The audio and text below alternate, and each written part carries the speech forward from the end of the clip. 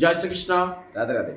আশা করব ভক্তরা মাতাজিরা আপনারা সবাই ভগবান শ্রীকৃষ্ণ এবং শ্রীমতী রাধারানীর কৃপায় সবাই ভালো আছেন। ভক্তরা মাতাজিরা, আজ আপনাদের সামনে আবার উপস্থিত হয়েছি। যে গুরু পূর্ণিমা নিয়ে অনেক ভিডিও ছেড়েছি, অনেকে অনেক কিছু কমেন্ট করছে যে প্রভু আমরা তো আমিষ আহার গ্রহণ করি, তাহলে সেদিন আমাদেরকে কি করতে হবে। বা অনেকে আছেন সদবা আছেন, দীক্ষা নিয়েছেন, কিন্তু জানেন না গুরু পূর্ণিমা বাড়িতে কি করে করবেন। বা অনেকে বিধবা আছে, বা অনেকে আমাদের যে এই গর্ভবতী মায়েরা আছে, বা অনেকের কাল ওষুধ আছে, মৃত ওষুধ, বা অনেকের শুভ ওষুধ আছে, জাতক ওষুধ। এই অসুস্থ থাকলে কি গুরু পূর্ণিমার দিন আপনার বাড়িতে কোনো গুরুদেবের উদ্দেশ্যে কিছু করতে পারবেন? আজকে এই ভিডিওতে এই গুরুত্বপূর্ণ কথাগুলো আপনারা শ্রবণ করতে পারবেন। এবং আজকে এই ভিডিওর সবচেয়ে গুরুত্বপূর্ণ কথা যেটা, যে এই গুরু পূর্ণিমার দিন আগামী 10 এবং 11 জুলাই 2025 বৃহস্পতি এবং শুক্রবার 2 দিনই পড়েছে ভক্তের মাতাজি। তো যে দিন করবেন তাদের গুরুদেবের উদ্দেশ্যে বিশেষ একটা খাবার এদিন বর্জন করতে হবে। যদি এই খাদ্যটা আপনি একটু গ্রহণ করেন তাহলে কি হবে? গুরুদেবের কৃপা তো পাবেন না, ভগবান শ্রীকৃষ্ণ শ্রীমতী রাধারানীর কৃপা আপনারা সংগ্রহ করতে পারবেন না। কারণ কি, প্রত্যেকটা গুরুদেব হলো ভগবান শ্রীকৃষ্ণের শুদ্ধ প্রতিনিধি। তারা এসে পৃথিবীতে কি করেন? এই দুর্লভ মানব জীবনকে সার্থক করার জন্য ভগবান শ্রীকৃষ্ণ তাদেরকে সেটিং করে দেন। কিন্তু আজকের দিনে দেখা গেছে কি, যে অনেকেই গতানুগতিক ধারায় নিজেই সুখে থাকার জন্য কিছু শিষ্য সমাজ করে শিষ্যদের কাছ থেকে অর্থ, প্রতিপত্তি বা অনেক কিছু সম্পদ তারা জোর করে নিয়ে ভালো থাকতে চায় এবং বিভিন্ন বিপদ সংকুলে তাদের শিষ্যদের ফেলে দেয়। তাই তথাকথিত ওইসব গুরুদেব থেকে আপনারা দূরে থাকবেন। শাস্ত্রে বলেছে কি, যে শ্রীকৃষ্ণ চৈতন্যতে বলেছে যে বিশ্ব ব্রহ্মাণ্ডে কোনো ভাগ্যবান জীব গুরু কৃষ্ণ প্রসাদে পায় ভক্তিলতা বীজ। যে বিশ্ব ব্রহ্মাণ্ডে সেই ভাগ্যবান যদি সদ্গুরুর মাধ্যমে কৃষ্ণ প্রসাদ গ্রহণ করতে পারে, তাহলে সে ভক্তিলতা বীজ পায়। যে বীজ পেলে আস্তে আস্তে আপনার কি হবে? সেই বীজে যখন জল সঞ্চয়ন করবেন আস্তে আস্তে লতা হবে। সেই লতা এমন সুদীর্ঘ হবে, ডাইরেক্ট সরাসরি গোলকধাম বৃন্দাবন পর্যন্ত আপনাকে কানেকশন করিয়ে দেবে ভক্তরা মাতাজি। আজকে স্যাটেলাইট ফোন দেখেছেন আপনারা, কেমন কানেকশন।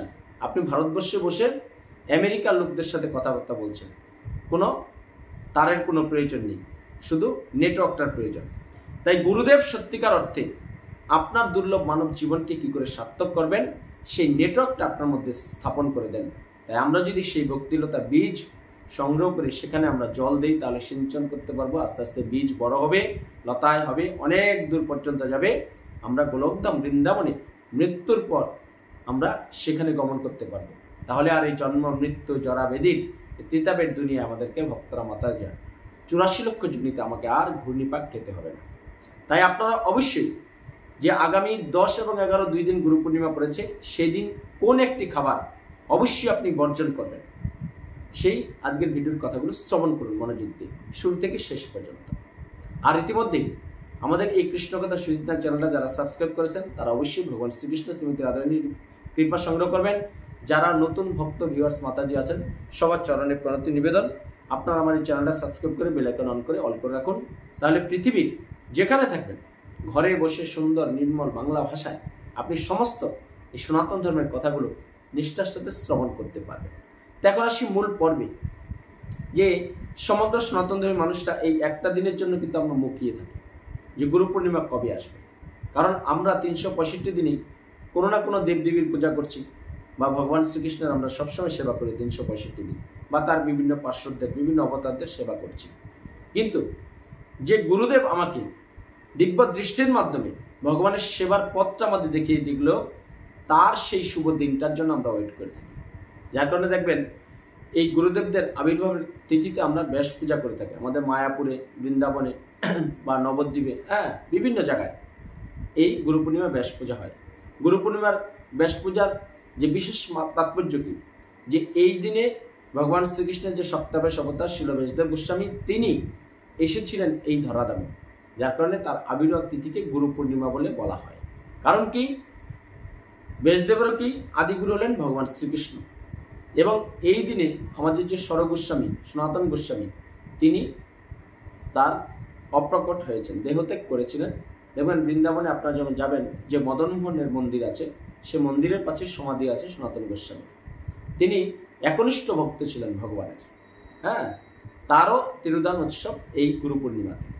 তাই আমরা এই দুর্লভ মানব জীবনটা সার্থক করার, যে আমরা একটা সুন্দর রাস্তা আমাদেরকে গুরুদেব দেখিয়ে দিয়ে গেল, সেই দিন যদি আমরা এই একটি খাবার আমরা গ্রহণ করি, তাহলে কি হবে? আমাদের মহা মহা অপরাধ হবে, যে অপরাধ কখনো আমরা ক্ষমা কোনো কিছুর মাধ্যমে পাবো না।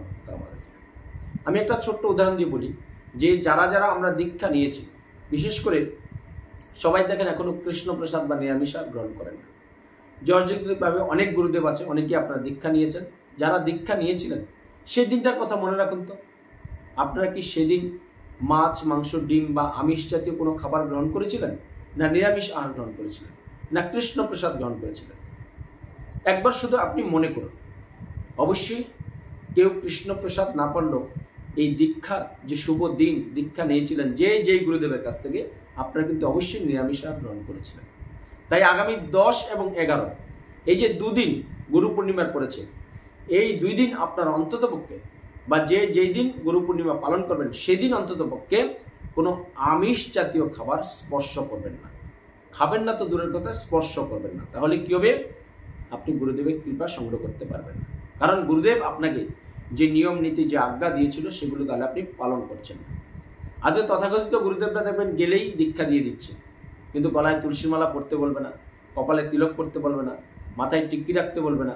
কলিযুগের যুগধর্ম, যেটা মহাপ্রভু শ্রীকৃষ্ণ চৈতন্য ভক্তরূপে এসে আমাদেরকে দিয়ে গেছেন, হরে কৃষ্ণ কৃষ্ণ কৃষ্ণ হরে হরে, হরে রাম রাম রাম হরে হরে, 16 নাম 32 অক্ষর বলারও কথা বলবে না। তারাও গুরুদেব সমাজে। কিন্তু আমাদের কি হয়েছে? যদি আমরা সদ্গুরুর সান্নিধ্যে না যাই, সদ্গুরু যদি আমাদেরকে কৃপা না করে, তাহলে আমরা যতই ভগবানের সেবা করি, যতই দান ধ্যান করি, যতই মানুষের উপকার করি, সাত্ত্বিক শুদ্ধভাবে যদি আমরা কিছু করতে না পারি, তাহলে ভগবানের কখনো কৃপা পাবো না। ভক্তরা মাতাজি, গুরুদেবের তো কৃপা আমরা পাবো না। তাই গুরু পূর্ণিমার দিনে যেই গুরুদেবের কাছ থেকে দীক্ষা নিয়েছেন, অবশ্যই আপনারা আমিষ জাতীয় খাবারটা বর্জন করবেন। যে একটা খাবারের কথা আমি বলেছিলাম, একদিন অন্তত বর্জন করুন। গুরুদেবের উদ্দেশ্যে আপনি সেদিন ব্যাস পূজা করুন, সুন্দর করে শৃঙ্গার করুন, তার গলায় তার পছন্দের খাবারগুলো আপনি তার উদ্দেশ্যে প্রসাদ হিসেবে প্রেরণ করুন, তার গলায় সুন্দর করে বিভিন্ন সুগন্ধি পুষ্প দিয়ে মালা পরিয়ে দিন। তাহলে তো আপনি গুরুদেবের কৃপা পাবেন। ভক্তরা মাতাজি, গুরুদেব কিন্তু আমাদেরকে অনেক কিছু বলে গেছে, কিন্তু আমরা ভক্ত হিসেবে কি আমরা মানতে পারি না। কারণ আজকে কলিযুগে জড়জগতে আমরা মায়া মোহে আচ্ছন্ন হয়ে পড়ে আছি। তাই আগামী 10 এবং 11 দিন গুরু পূর্ণিমা পড়েছে। গুরু পূর্ণিমার দিনে অবশ্যই ভক্তরা মাতাজিরা, আজকের ভিডিওটা খুব গুরুত্বপূর্ণ। কেন গুরুত্বপূর্ণ? যে আপনি অনেকেই জানে না গুরু পূর্ণিমার কথা, বা গুরুদেব যে দীক্ষা দিয়েছে সেই কথাগুলো অনেকেই মনে রাখে না।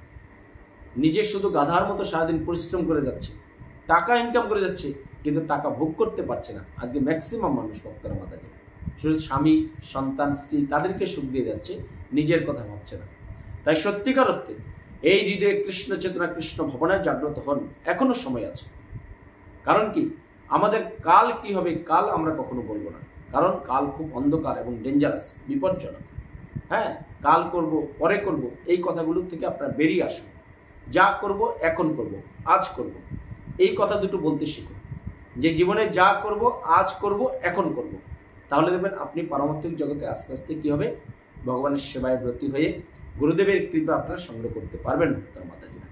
তাই আপনারা সবাই আজকে এই ভিডিওটা সবার মধ্যে শেয়ার করে দিন। যে যারা যারা দীক্ষা নিয়েছেন, কিন্তু অনেকে দীক্ষা নেননি, কিন্তু দীক্ষা অবশ্যই নিতে হবে। আপনার বোঝ হওয়ার পর থেকেই কিন্তু দীক্ষা নেওয়া প্রয়োজন। কারণ আমরা জানি না আমাদের ভাগ্যে কি আছে, বা আমরা কদিন বেঁচে থাকবো ভক্তরা মাতাজিরা। হ্যাঁ, আজকে দেখেন আমার বাবা বেঁচে নেই, আমার ঠাকুরদাদা বেঁচে নেই, তার বাবা বেঁচে নেই, আমিও বেঁচে থাকবো না।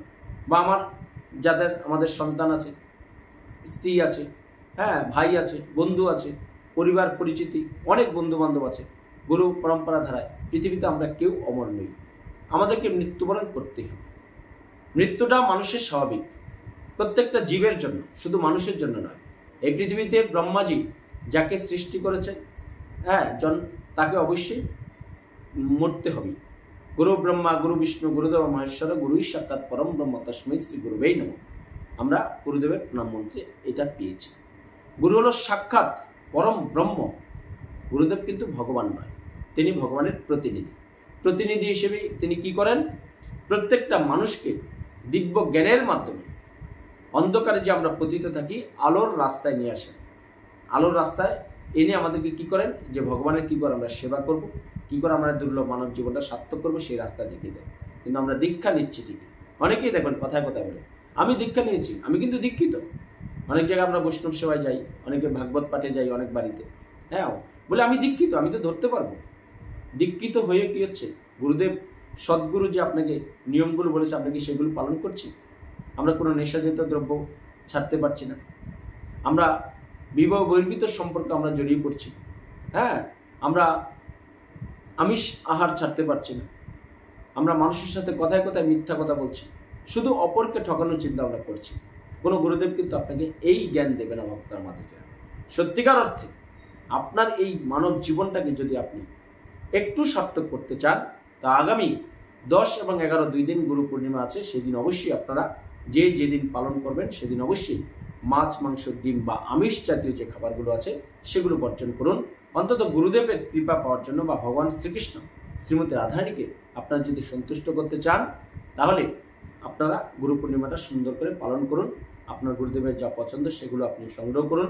গুরুদেবের কৃপা অবশ্যই ঘরে বসেই আপনি পাবেন। অনেকেই আছেন যে গুরুদেবের গৃহ থেকে অনেক দূরে থাকেন, বা অনেকে গুরুদেব দেহত্যাগ করেছে, তাতে কোনো অসুবিধা নেই। আপনার বাড়িতে থেকে আপনি গুরুদেবের তো চিত্রপট বা ছবি আছে, হ্যাঁ সুন্দর করে শৃঙ্গার করুন, পরিষ্কার করুন, অভিষেক করুন এবং শিল বেশদেবের উদ্দেশ্যে আপনি পূজা অর্চনা করুন।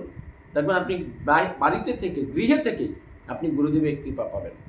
আর আমাদের পরম গুরু হল ভগবান শ্রীকৃষ্ণ, তাকে অবশ্যই সেবা করবেন। সেদিন বেশি বেশি করে চরণে তুলসীপত্র দেবেন, ভগবান শ্রীকৃষ্ণকে সুগন্ধি পুষ্প দিয়ে মালা পরাবেন। যারা বাড়িতে ভগবান শ্রীকৃষ্ণ শ্রীমতী রাধারানীকে পোশাক পরান, নতুন পোশাক পরাতে পারেন, হ্যাঁ বা বাড়িতে আপনার ভাগবত গীতা পাঠের ব্যবস্থা করতে পারেন। তাহলে কি হবে, এই গুরু পূর্ণিমার দিনে আপনার বাড়িটা কৃষ্ণ ধামে, বৃন্দাবন ধামে পরিণত হবে। এত সুন্দর সুবর্ণ সুযোগ ভক্তরা মাতাজিরা 2 দিন পড়েছে 2025, 10 এবং 11 তারিখ। তাই আপনার সুন্দরভাবে এই গুরু পূর্ণিমার দিন পালন করুন, আমিষ আহার বর্জন করে, তাহলে গুরুদেবের কৃপা সংগ্রহ করতে পারবেন। সবাই ভালো থাকুন, সুস্থ থাকুন, আর চোখ রাখুন আমাদের কৃষ্ণ কথা সুজিতনাথ চ্যানেলে। পরিশেষে আমার সাথে বলুন, জয় শ্রীকৃষ্ণ, রাধে রাধে। জয় শ্রীকৃষ্ণ, রাধে রাধে।